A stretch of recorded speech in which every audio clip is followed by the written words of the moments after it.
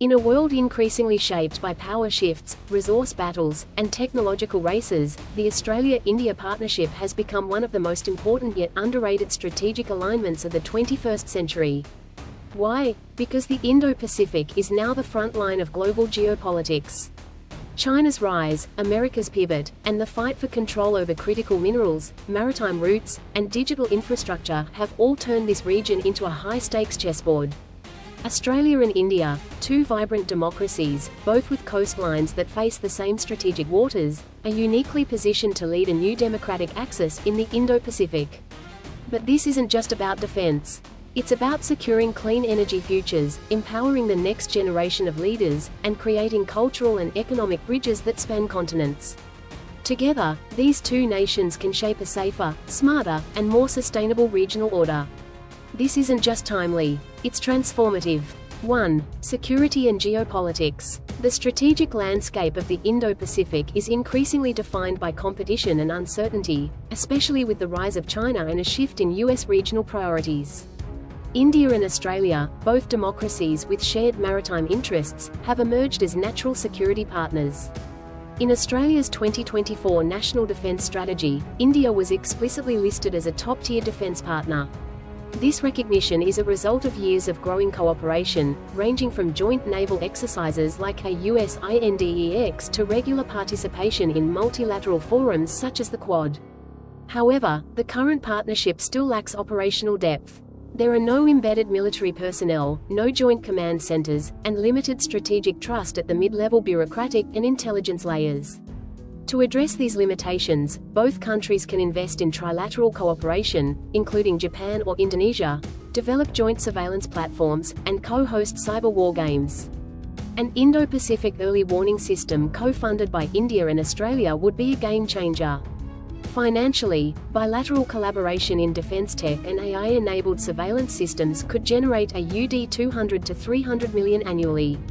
Regionally, the Indo-Pacific defense market is projected to grow to USD 75 billion by 2030, and strategic alignment with India gives Australia early access to key contracts and joint ventures. From a security perspective, shared infrastructure and data fusion could reduce response time to threats by over 40%, making both nations less vulnerable to surprise maritime incursions or grey zone warfare tactics. These steps aren't just symbolic, they would fundamentally shift the Indo-Pacific balance of power toward a democratic axis. 2. Sustainable economies. The Australia-India Economic Cooperation and Trade Agreement, ECTA, implemented in December 2022, marked a significant milestone. Yet by 2024, trade between the two countries had only reached $24.3 billion United States dollars, far below potential. The Comprehensive Economic Cooperation Agreement, CECA, which remains under negotiation, is expected to be a critical enabler. Both countries have complementary strengths. Australia has vast reserves of lithium, critical minerals, and clean energy infrastructure. India has a skilled tech workforce, an expanding middle class, and ambitious green transition goals. To capitalize on this, Australia and India should establish a bilateral green innovation fund targeting hydrogen, EV batteries, and waste-to-energy technologies. Australia's Critical Minerals Strategy, 2023, and India's PLI, Production-Linked Incentive, scheme in energy storage, ideal platforms for synergy. By 2030, bilateral trade could exceed USD 50 billion, with clean energy cooperation alone attracting AUD 10 to 12 billion in mutual investment. Thousands of jobs would be created in Western Australia, Tamil Nadu, and Gujarat through battery production, solar panel manufacturing, and digital energy services. Strategically, this also reduces reliance on Chinese rare earths and enhances supply chain resilience, directly contributing to national security. 3. Education and research collaboration. Education and research are the soft power backbones of modern diplomacy. As of 2024, there are over 130,000 Indian students in Australia, contributing $6.2 billion Australian dollars annually to the economy. But beyond tuition revenue, education is a tool for county creating the next generation of Indo-Pacific leaders. Current collaboration models like the IITB Monash Research Academy and Deakin University's Indian campus are promising but under-leveraged. Bilateral research is often project-specific and dependent on short-term funding, limiting scalability. A dedicated Indo-Australia SDG Innovation Fund worth $200 million could catalyze research in areas like agri-resilience, biosecurity, climate adaptation, and quantum computing. Additionally, streamlining visa and post-study work rights will strengthen long-term academic partnerships. For every $1 invested in bilateral R&D, the expected return is $2.60 to $4.30 in economic output, especially if intellectual property is commercialized jointly. This could generate over $1.2 billion Australian dollars in education exports and licensing revenue. Beyond economics, co-created innovations help build sovereign capabilities in health, food security, and climate response, boosting national security from within. 4. Cultural diplomacy. Despite being one of the most visible aspects of the relationship, cultural diplomacy remains underutilized.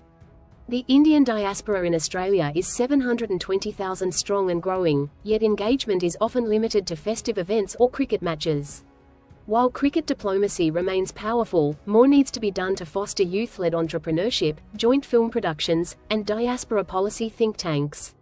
Digital storytelling, diaspora venture funds, and civic education initiatives can create stronger public diplomacy outcomes. Economic returns are also promising. Cultural startups, diaspora-led SMEs, and creative tech exports can together contribute $2.5 billion Australian dollars annually by 2030. Media co-productions and streaming partnerships with Indian OTT platforms offer a market of over 400 million consumers. More importantly, sustained cultural engagement reduces societal friction, enhances trust, and provides a buffer against misinformation or geopolitical disinformation. It's both a soft power tool and a strategic necessity. 5. Institutional coordination and media. Perhaps the most underdeveloped pillar is institutional coordination. Most bilateral gains happen during high-profile summits, but lack follow-through due to limited bureaucratic infrastructure and media continuity. Think tanks like the Australia-India Institute and ORF have proposed standing bilateral task forces on trade, education, and climate. Creating digital-first media platforms that publish bilingual, fact-based analysis could reshape public discourse. The perception of the Australia-India relationship is often shaped by isolated incidents, visa issues, diplomatic missteps, or sensational headlines. A permanent media exchange program and a shared Indo-Pacific policy brief archive would increase transparency and continuity. Media alignment can affect billions in FDI sentiment. Investor confidence is directly tied to political stability and public perception. By institutionalizing communication and creating year-round, non-partisan content, both countries can reduce their exposure to volatility. This isn't just about better PR. It's about creating the conditions for sustainable, long-term partnership, grounded in fact, not flash. The Australia-India partnership is no longer just aspirational. It is operational, strategic, and economically necessary. From defense and digital trade to education and energy security, both nations stand to benefit from a deep, institutionalized alliance. With over $100 billion in trade opportunity, tens of thousands of jobs, and geopolitical stability on the line, the stakes are high, but the rewards are higher. This is not just a partnership. It is the foundation of a new Indo-Pacific equilibrium. Because in this region, power partnerships aren't inherited, they're built.